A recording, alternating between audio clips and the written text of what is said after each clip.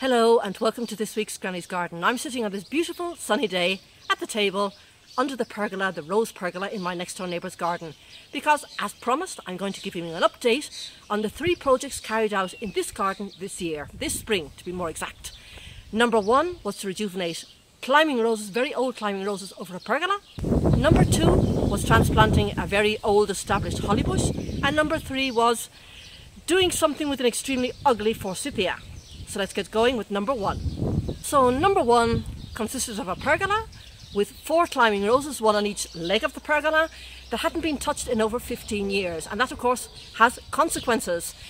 And I took it on and rejuvenated completely, stripping it right back, almost to the bare bones. Now I know some of you are worried, a lot of the comments were getting a bit worried about this type of drastic pruning, but I'm here to show you today how that does actually help the rose bushes find their hidden youth or refine their youth once again. After 15 years, many of the stems were really big, and when they get really big, they don't flower very much. They do produce leaves, but don't flower very much. A lot of the wood was dead. There were so many crossing stems, it was just unbelievable, so that had to be sorted out as well. And the heavier branches were causing structural damage on the iron pergola. So all that was dealt with slowly over a course of about 2 hours. But we got there and we did it, and I'm now going to show you the results. Before we head into the pergola, I'm just going to show you her shrub roses, which I also rejuvenated. I didn't show you on film because I showed the ones in my own garden, but look at this. Look how airy they are and how they are blooming. They're absolutely delightful. What a show, what a healthy shrub. It makes so much difference. See if I can walk up here, you can see it as well. There's nothing like giving them a proper pruning, because these shrubs get so congested in the middle, and as soon as they can breathe, they really take off and show off their true colours. Isn't that just delightful? Now here is the pergola from a distance. You'll make it out as we get closer, but they're on opposite sides. You've got 2 red roses, which are the very vigorous ones, and 2 yellow ones, which are in dire need of help. Both of them are in dire need of help, but one is easier to rejuvenate than the other. So let's start with the red ones first, the really vigorous ones. This is the area where I took out a whole load of big, thick, arm-width stems. And now, of course, I'm getting lovely new ones coming up from the base. Now, when I come up from the base, the first thing you've got to check is, are they coming up from above the graft or below the graft? So you need to follow it down. Should put my gloves on for this. Ouch. Follow it down there and you'll see very clearly that is from above the graft. If it was down here or coming up from the ground, it should be below the graft, and therefore it wouldn't be true to form it to be the rootstock. But anything coming from here can be used as future branches. So later on, after this video, I'm going to be tying in the ones I'm interested in and pulling out right now the ones I'm not interested in. Look at the roses this year. Look at that. Now see all these new branches that can be tied in diagonal to go over the side. You can still see the bowing here of the structure where it was broken by the very, very heavy branches coming up from this vigorous. And you can see over there as well, you can see this completely bow-shaped here. Again, structural damage caused by the roses. Old roses, a lot of weight, too much weight. Now I was going to have a look at the ones on the other side. Now as you can see, one is already growing to the inside, so because it's nice and flexible, that can be pulled to the outside if I'm interested. Again, lots of new, vigorous growth and branches. Look at the amount of branches. So I wouldn't be using like these ones that are pulling out to the side. I'd be looking for the ones like this one here and this one here that are close to the actual frame itself. I'll be getting rid of all of these ones. And then of course, always check, follow the ones that you're interested in keeping, just to make sure that they are springing up from above the graft and not below the graft. Up here again, lots of nice roses, and it's already forming the canopy. So I'll be tying in some new branches now. Now let's have a look at the yellow ones. Now the yellow ones, unfortunately, their main flush was about 2 or 3 weeks ago. I need to deadhead it now to get it to keep flowering. You can still see if someone's left over here. This was absolutely appalling, both this one and its sister over there. That had canker on it, I had to remove dead tissue, absolutely appalling condition. I pulled hold of something here and it came away in my hand, completely dead. And there was no leafing out whatsoever. It was almost completely like in a stasis. So what I did here was do a tip pruning, and I mean not just a tip. A tip pruning means taking the branch back by 1/3 to stimulate any growth from that point backwards. And as you can see, it has worked. It is completely leafed out, flowered out, and if I come down to the base here, you can see that I'm also getting new growth from below, which can be pushed against the pergola and now form new roof and new wall structure. As you can see, it's coming up. This is the branch I cut, and it has stimulated growth here. These two are perfectly situated against the structure. This one not so much. You can see it's already going out like that, so I'd be removing that right from here and say bye bye stem and continue with the ones that are useful for me. Let's have a look at the other one, which is probably the worst condition. Now you can see here, this is the one that was in worst condition. It was really, really bad. A lot of dead tissue, a lot of crossing branches, and it's already beginning to leaf out now, the actual canopy of the roof structure. And if I come down here, very exciting, I'm now getting lateral branches on the actual main trunk itself. That's what I want to see, because those ones can automatically be tied in here, and I'm even getting a flower and a bud on those ones. Look at that, on those new lateral branches. This is the one that had canker and had to remove entire sections of the stem that had diseased tissue. Very, very bad condition. It has flowered profusely in the earlier part of May.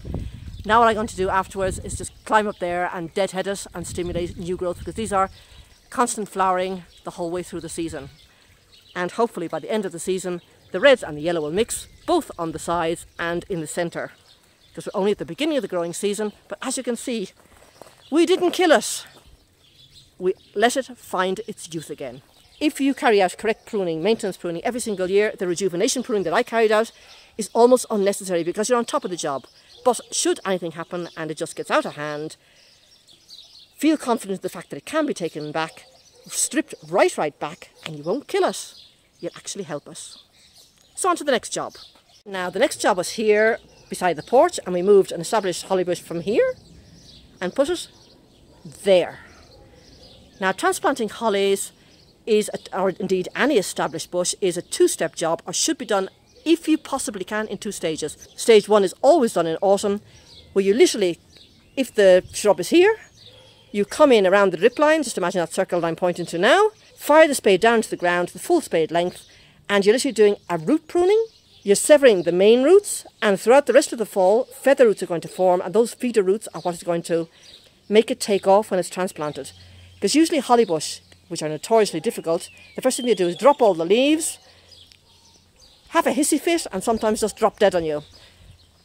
Or if you lessen the damage, you do step one, the root pruning, and when you do step two, which is this spring, you move it and it's got little feathery roots, and when you put it into the ground, those feathery roots are ready from day one to feed that plant, give it water, give it food, give it nutrients, and therefore the transplant is less traumatic. This is one of the few varieties that has male and female on the same plant.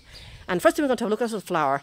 Those are what remains of the old male flowers, and the female has flowered, has pollinated, and is now greening up those berries, which is a very good sign after a transplant that all is as it should be. Also, the next thing you have to look at in a transplant, now there have been leaves falling on the ground. I'm sure I can find some, you can see. It did lose some leaves, not very many. Very pleasing to see that it's got the drip system installed. And now if I go up here, we're going to look for some new growth, which is the next thing you have to look for. And look at it. We're dealing with prickly things today. All of these new fresh green leaves are all new growth, and that is something to say this has been a successful transplant. And if all goes well and the summer isn't too harsh, but if you keep up with the watering, it should be absolutely fine. Look at the size of now the new growth on that. It must be a good 8 inches. Almost a foot on one of the back ones, almost a foot of new growth. Very, very good signs. And even the ones down here, they've all got new growth, and even more ones on the inside there. So very, very pleased with the results of this. Looking forward to see it in autumn when those berries turn red. Now on to number 3. Number 3 was pruning a very, very ugly Forsythia. What had happened was it had been height controlled for goodness how many years, and it had formed a tight crest on the top like a mohawk, a tangled mess, and no flowers whatsoever on the base. It was like leggy on the bottom and a tangled mohawk on the top. Absolutely so ugly. So I got in there with my shears and with my loppers, and we did what we could to bring it in check and to form it the way it should be. You can't form it in 1 year because it was too far gone, but you can certainly aim towards it. Let's get a closer look.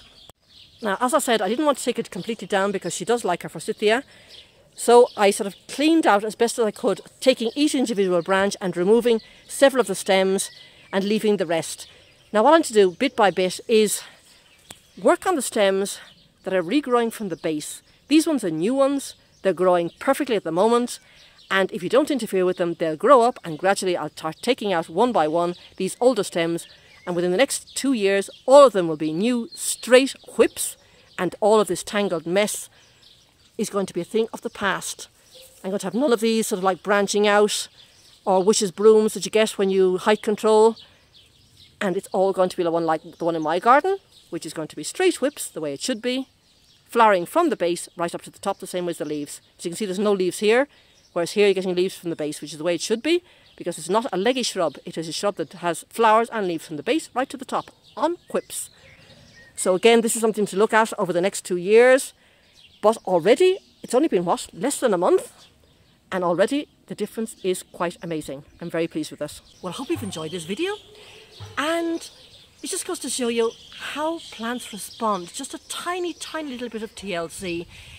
If you buy into a property that's been neglected and forgotten about, you don't have to dig everything up and throw it out. It is possible, with careful pruning, to rejuvenate and get that plant back to what it used to look like when it was only 2 to 3 years old, instead of 30 years looking like an ancient crap. So have confidence to just get hold of it and prune it.